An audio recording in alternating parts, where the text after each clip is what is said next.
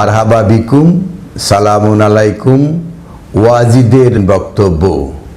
বর্তমান সময়ে বাংলাদেশে যে সমস্ত ওয়াইজিনরা রয়েছে তারা ইউটিউবে, ফেসবুকে এবং ইসলামের জলসায় যে সমস্ত কথাবার্তা বলে থাকে, শুনলে মাথা হেট হয়ে যায়। আসুন আমরা কয়েকটা বক্তব্যের ছোট ক্লিপ ভিডিওতে দেখি। কিন্তু এটাকে বলা হয় সেমি ওয়াইফ। এটা হচ্ছে সেমি ওয়াইফের স্ট্যাটাস নিয়ে তারা থাকবে, এবং যেই মুসলিম সৈনিকের আন্ডারে যেই দাসী থাকবে তার সাথে অন্য কেউ স্ত্রী সুলভ আচরণ করতে পারবে না, শুধুমাত্র কেবলমাত্র সেই স্ত্রী সুলভ আচরণ করতে পারবে। এই জন্য ইসলাম বিধান রেখেছে যে ওই ব্যক্তি যিনি সেই কৃতদাসীটাকে পাবেন, তার ভাগে বন্টন করা হবে, তাকে দেওয়া হবে রাষ্ট্রপ্রধানের পক্ষ থেকে, সেই ব্যক্তির স্ত্রীর মতো হয়ে যাবে। এই কৃতদাসী তার জন্য কি হয়ে যাবে? স্ত্রীর মতো হলে তার সন্তান, তার ভাই, তার অন্য কোনো লোক তার দিকে লোলুপ দৃষ্টিতে তাকাবার কোনো স্কোপ থাকবে না। এটা হলো তার জন্য এক ধরনের নিরাপত্তা নিশ্চিত করা। আমি কি বুঝাতে পারছি? এই লোকটা যদি তাকে বিক্রি করে দেয়, কেমন যেন একজন মেয়েকে তালাক দিয়ে আরেক জায়গায় বিয়ে দেওয়ার মতো। তখন যিনি কিনলেন ওই ব্যক্তি তার জন্য ওই প্রথম ব্যক্তির মতো স্বামীর জায়গায় থাকবে। যারা তাদের লজ্জাস্থানকে হেফাজত করবে। এখন লজ্জাস্থান হেফাজতের আদেশ, কিন্তু ব্যবহারের আদেশ কোথায়? ইল্লা ব্যতীত তারা আলা আজওয়াজিম, যে তাদের স্ত্রীগণ, আওমা মালাকাত আইমানহুম, অথবা তাদের বৈধ দাসীগণ। ফাইন্নাম গায়রু মালুমিন, এদের উপরে কোনো মালামত বা অভিশাপ নাই। তাহলে স্ত্রী ছাড়া ব্যবহার করতে পারবে দাস দাসী।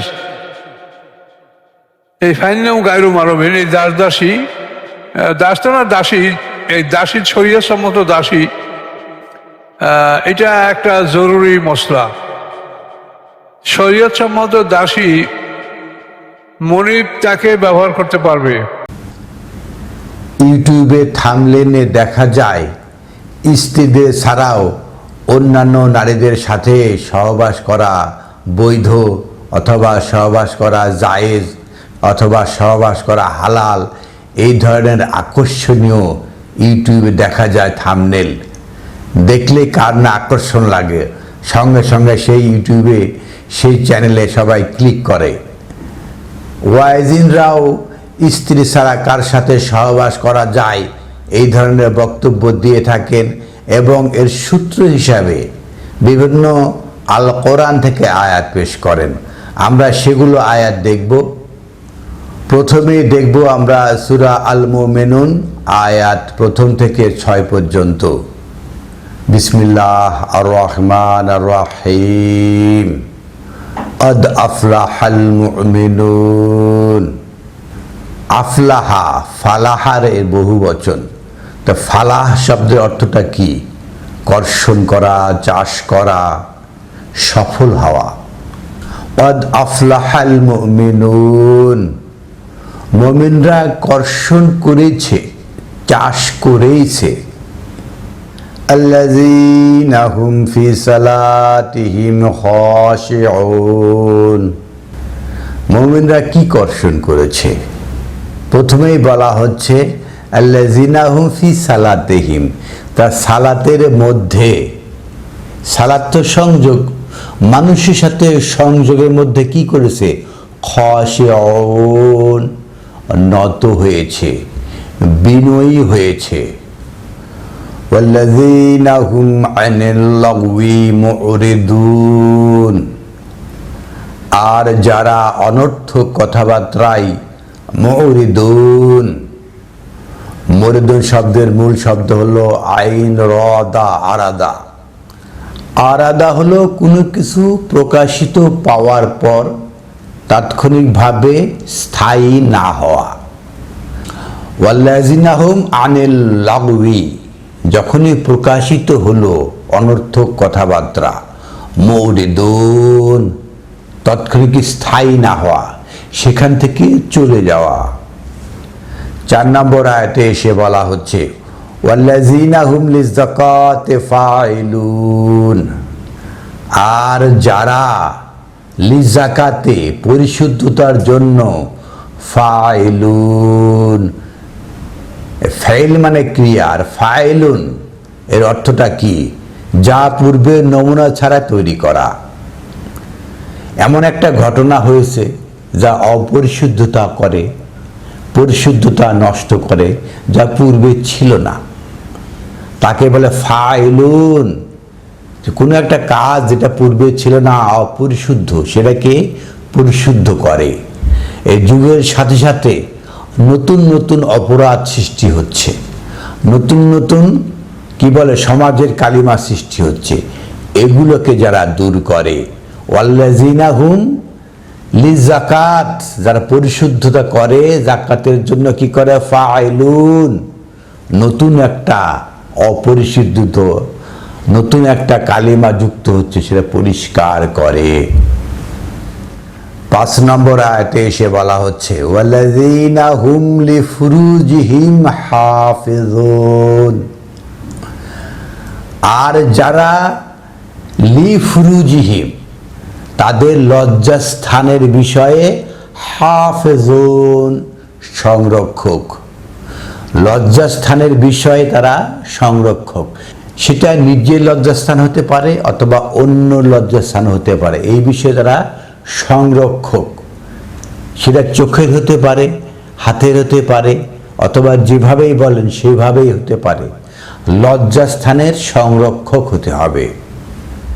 আমরা 1 নম্বর আয়াতে যেটা পাঠ করেছিলাম, যে কাদ আফলাহাল মুমিনুন, মুমিনরা চাষ করেছে, কর্ষণ করেছে। যে কাজগুলো বলা হচ্ছে, এই কাজগুলো মুমিনরা করেছে, তারাই কর্ষণ করেছে, এরাই হলো মুমিন। যে আয়াত নিয়ে সবচেয়ে অশালীন কথা বলা হয় সেটা সূরা আল মুমিনুন আয়াত 6 ইল্লা আলা আজওয়াজিহিম আও মা মালাকাত আইমানুহুম ফা ইন্নাহুম গায়রু মালুমিন। ইল্লা আলা আজওয়াজিহিম আও মা মালাকাত আইমানুহুম, যারা সংরক্ষণ করে তাদের লজ্জাস্থান। ব্যতিক্রমতা হলো ইল্লা আলা আজওয়াজিহিম, যে নারীদের ক্ষেত্রে স্বামী আর স্বামীদের ক্ষেত্রে স্ত্রী। তাহলে একটা হলো স্ত্রী, আও, আওটা অনুবাদ করে থাকে ও, তাহলে আও মানে অথবা, আও মা মালাকাত আইমানুহুম, যে সমস্ত মালিকানায় রয়েছে, আইমানুহুম শপথের মাধ্যমে, যাদের সাথে শপথ হয়েছে, পরিবারে বসবাস করে, দায়িত্বশীল, পরিবারের সাথে থাকে কিভাবে? একটা এগ্রিমেন্ট হয়েছে, শপথ হয়েছে, এই পরিবারে থাকবে, চুরি করবে না, ডাকাতি করবে না, জিনা করবে না, এই ধরনের শপথ হয়েছে। আমরা সূরা মুজাদালায় আপনারা দেখতে পারেন যে কিভাবে মালাকাত আইমানুহুম হয়। তো যাদের শপথ হয়েছে তারা, তাহলে একটা হলো ইল্লা আলা আজওয়াজিহিম, তারা যারা তাদের স্ত্রী, স্বামীও হতে পারে, স্ত্রী, আর অন্যভাবে আও মা মালাকাত আইমানুহুম, আর যারা মা মালাকাত আইমান যারা, তারা। তা দুইটা বিষয়ের মাঝখানে কি রয়েছে? আও রয়েছে, ওয়াও নাই। আও, আও মানে অথবা, উচ্চারণ করে আও, বলার সময় বলে অথবা। আপনারা দেখবেন যে মাওলানা মুজাম্মেল হকও এটা বলেছেন, আও বলেছেন, অথবা অনুবাদ করেছেন, অথচ ব্যবহারের ক্ষেত্রে বলছেন যে স্ত্রীদের ছাড়াও আর অন্যান্য দাস দাসীদের সাথে সহবাস করা বৈধ। মাআযাল্লাহ, কিভাবে আল কোরআনকে বিকৃতি করে, কিভাবে বিকৃতি মানসিকতা প্রকাশ করছেন।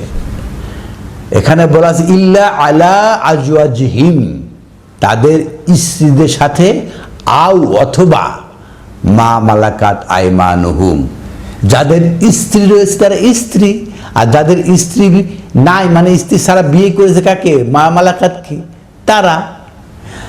মা মালাকাত নিলে কোনোভাবে স্ত্রী থাকবে না, আর স্ত্রী নিলে মা মালাকাত থাকবে না। আও অবলিক বলা হচ্ছে, এই অবলিক আও অথবা এটাকে কিভাবে বাদ দিয়ে একটা অশালীন বক্তব্য খাড়া করছে যে বহু নারীদেরকে দাসী বানিয়ে তাদেরকে সাথে একদম বহুজনের সাথে এই যে একদম অশালীন কথাবার্তা বলা যায় না, এই যে থাম্বনেল কিভাবে বানায়, যে স্ত্রীদের ছাড়াও যে সমস্ত নারীদের সাথে সহবাস করা বৈধ জায়েজ, এই সমস্ত থাম্বনেল কারা বানায়? যারা ইসলামের শত্রু তারা এই সমস্ত থাম্বনেল বানিয়ে ইউটিউবে দিয়ে থাকে। আর যারা ইসলামের শত্রু, যারা আল কোরআনের শত্রু, তারা এই সমস্ত আল কোরআনের কথা আউকে ওয়াও বলে, যে স্ত্রী এবং অন্যান্য নারী বলে ইসলামের শত্রুরাই এই সমস্ত কথা বলে থাকে।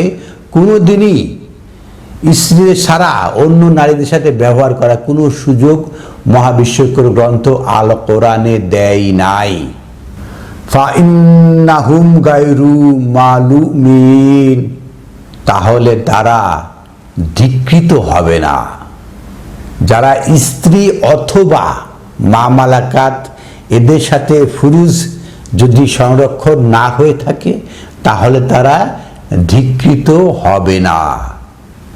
অনুরূপ আয়াত রয়েছে মারিজ আয়াত নম্বর 29, 29 আয়াতে বলা হচ্ছে ওয়াল্লাযিনা হুম লিফুরুজিহিম হাফিজুন, আর যারা তাদের লজ্জাস্থানের বিষয়ে কি হাফিজুন সংরক্ষক, ইল্লা আলা আজওয়াজিহিম আও মা মালাকাত আইমানুহুম, এখানেও আজওয়াজিহিম আও মা মালাকাত আইমানুহুম একই কথা রয়েছে, মাঝখানে আও রয়েছে, ওয়াও নেই। অথবা অথবা স্ত্রী অথবা মা মালাকাত, যে কোনো একটা, দুটো ব্যবহার করার কোনো সুযোগ মহাবিশ্বকর গ্রন্থে মহান আল্লাহ আহকামুল হাকিমিন দেন নাই। বাংলাদেশের ওয়াইজিনরা বলে থাকেন যে যুদ্ধ অবস্থায় যুদ্ধবন্দী নারীদেরকে তাদের মুনিব স্ত্রীদের মতো ব্যবহার করবে। বিয়ের প্রসঙ্গটা এড়িয়ে যান, যে মুনিব ব্যবহার করবে, এটা তো বলা হয় নাই। আমরা দেখি সূরা আন-নিসা আয়াত 3, সেখানে বলা হচ্ছে ওয়াইন খিফতুম আল্লাহ তুকসিতু ফিল ইয়াতামা, এইটুকু তারা বাদ দিয়ে দেয়। ওয়াইন খিফতুম, যখন আশঙ্কা করেন, ভীত হন যে পারবেন না, কি পারবেন না, আল্লাহ তুকসিতু ফিল ইয়াতামা, ইয়াতিমদের মধ্যে কিসত করা, জাস্টিস করতে আপনারা পারবেন না, ফানকিহু, অতএব বিবাহ করুন, নিকাহ করুন, অথবা কি বলা হয় যে আপনারা তাদের সাথে অঙ্গীকার করুন বা এগ্রিমেন্ট করুন, চুক্তিনামা করুন, যেভাবে বলেন। আয়াতের প্রথম অংশ তারা বাদ দিয়ে দেয়, ফানকিহু থেকে শুরু করে যে নেকাহ করুন, নেকাহ করতেই হবে। মা তাবালাকুম মিনান নিসাই, যারা আপনাদের সাথে ফিট হয়, যে সময় ওই সমস্ত দুর্বল নারী, নিসাই কারা, দুর্বল নারী, তাদেরকে, যারা ইয়াতিম, এরা হলো দুর্বল, এদেরকে নিসা বলা হচ্ছে। মাসনা, 2 এই যে ওয়াইজেনরা, বক্তারা বলে থাকেন যে বিয়ে করতে হবে 2 দিয়ে শুরু করতে হবে, মাআল্লাহ। সে সমস্ত ইয়াতিম মেয়েদেরকে, ইয়াতিম অসহায় নারীদেরকে, এদেরকে বিয়ে করতে হবে 2টা, এদের সাথে অঙ্গীকার নামায় আসতে হবে, এগ্রিমেন্টে আসতে হবে, সেটা হলো 2 দিয়ে। মাসনা ওয়া সুলাসা ওয়া রুবা, 2, 3, 4, মানে এই কথাটা কি, যে আপনি যা খুশি তাই, যত আপনি এতিম মেয়েদেরকে অ্যাবজর্ব করতে পারেন। এখানে বহু বিয়ে করে কুমকুম খেলা এইসব কথা বলা হয় নাই। উদ্দেশ্যটা কি? উদ্দেশ্য হলো এতিম মেয়েদের সাথে কিসত করা, জাস্টিস করা। ফাইন খিফতুম আল্লাহ তাদিলু, আবারও বলা হচ্ছে যদি আশঙ্কা করেন যে আদল করতে পারবেন না, ন্যায় বিচার করতে পারবেন না, ফা ওয়াহিদাতা, তাহলে একজন, প্রতিটা পরিবারের একজন করে অসহায় মানুষকে অ্যাবজর্ব করা, এটা হলো আল্লাহর অর্ডার, হুকুম। এগুলো তো আর মানি না যে একজন অসহায় এতিমকে আপনাকে অ্যাবজর্ব করতে হবে। আমি নিজেও পারি না, কারণ আমার যে ক্যাপাসিটি, বাসার যে ক্যাপাসিটি এবং আর্থিক ক্যাপাসিটি, এইভাবে অ্যাবজর্ব করা আমার পক্ষে কঠিন হয়ে যায়।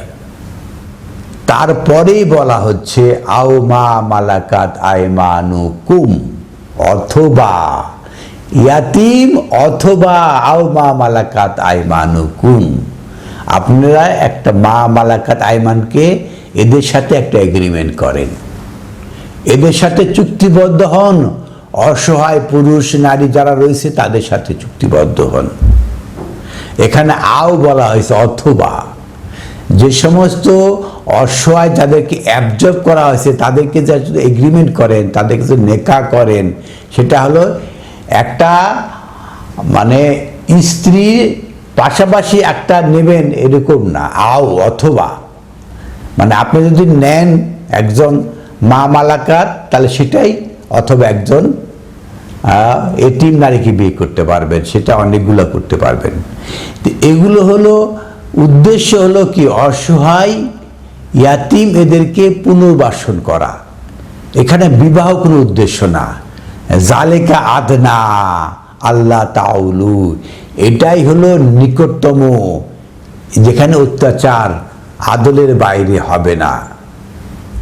এ সমস্ত ওয়াইজিনরা বলে থাকে যে যুদ্ধে বন্দী হয়েছে যে সমস্ত নারী, এদের কি হবে, মানে খুব মানবতা দেখান, এদেরকে বিবাহ ছাড়াই এদের সাথে সহবাস করা যাবে, মানে কি অশালীন কথা বলে। এগুলো সূত্র কোথায় পায়? আমার প্রশ্ন হলো, আল কোরআনে তো এই ধরনের কথা বলা নাই। বিবাহ ছাড়া কোনো নারীকে কোনোভাবেই অ্যাভেল করার কোনো সুযোগ মহাবিশ্বকর গ্রন্থ আল কোরআনে দেওয়া হয় নাই। সেটাই বলা হচ্ছে সূরা নিসার, আমরা 3 নম্বর আয়াত দেখলাম, সেটাই আমরা দেখব সূরা আন-নিসা আয়াত 25 ওয়ামান লাম ইয়াস্তাতি মিনকুম তাওলান আন ইয়ানকাহা মুহসানাতিল মুমিনাত, আপনাদের মধ্যে যারা সক্ষম নয় যে মুহসনাত নারী, সুরক্ষিত মুমিন নারীকে বিবাহ করতে, একজন সুরক্ষিত মহসিন নারীকে বিবাহ করতে অনেক টাকা পয়সার প্রয়োজন হয়, তাই অনেকের পক্ষে এই ধরনের অ্যারেঞ্জমেন্ট করা সম্ভব নয়। ফামিন মালাকাত আইমানুকুম মিন ফাতায়াকুম মুমিনাত, তাহলে ওই সমস্ত মা মালাকাত আইমান মুমিনদেরকে আপনারা নিকা করুন যাদের সামর্থ্য কম রয়েছে। তাহলে নিকা ছাড়া মা মালাকাত আইমান ব্যবহার করার কোনো সুযোগ মহাবিশ্বকর গ্রন্থ আল কোরআনে দেয় নাই। এখানে আর একটা সতর্কতা দেওয়া হয়েছে, সেটা হলো ওয়াল্লাহু আ'লামু বিঈমানিহুম বা'দুহুম বিবাদিন, আপনারা পরস্পর যে কি করছেন এগুলো মহান রাব্বুল আলামিন জানেন। আমরা পরস্পর কি করছি, উদ্দেশ্য কি এই নারী সংভোগ করা, সেটাকে সতর্ক করা হচ্ছে এই আয়াতেই। তারপরে বলা হচ্ছে ফানকিহু হুন্না বিইজনি আহলিহিন্না, মা মালাকাত আইমান যাদের সাথে মা মালাকাত হয়েছে, ওই নারী যে পরিবারের সাথে অ্যাটাচমেন্ট রয়েছে, আইমানে রয়েছে, শপথে রয়েছে, তারা তার মনিব রয়েছে যে এই নারীটা অসহায় নারী, এই পরিবারের সাথে অ্যাটাচ রয়েছে, তার যে আহাল, তার যে মনিব, যার যে দায়িত্বশীল, তাদের এজেন্ট অনুমতি নিতে হবে। ওয়া আতুহুন্না উজুরাহুন্না বিল মারুফ মুহসানাত গায়রা মুসাফিহাত ওয়ালা মুত্তাখিজাতিল আখদান, তাহলে তাদের সাথে আসুন কি উজুরাহুন্না, এই যে মোহরানা দিতে হবে।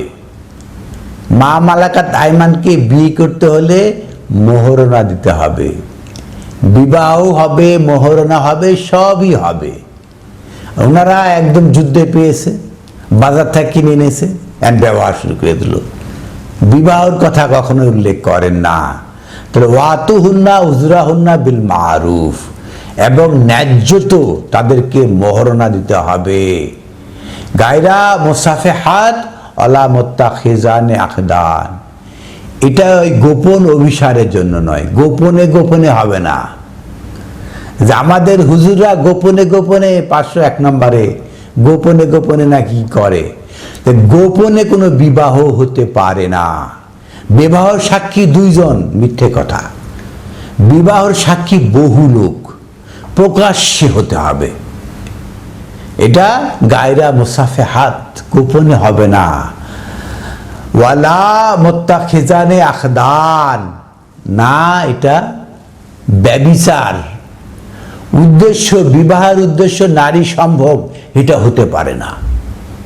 বিবাহের উদ্দেশ্য হলো হদ কায়েম করার জন্য, একটা সংসার কায়েম করার জন্য। এগুলোকে স্পষ্ট, বিবাহের উদ্দেশ্য আমরা মানিয়েছি নারী সম্ভোগ করা। নারী সম্ভোগের উদ্দেশ্যে, গোপন অভিসারের উদ্দেশ্যে বিবাহ হবে না।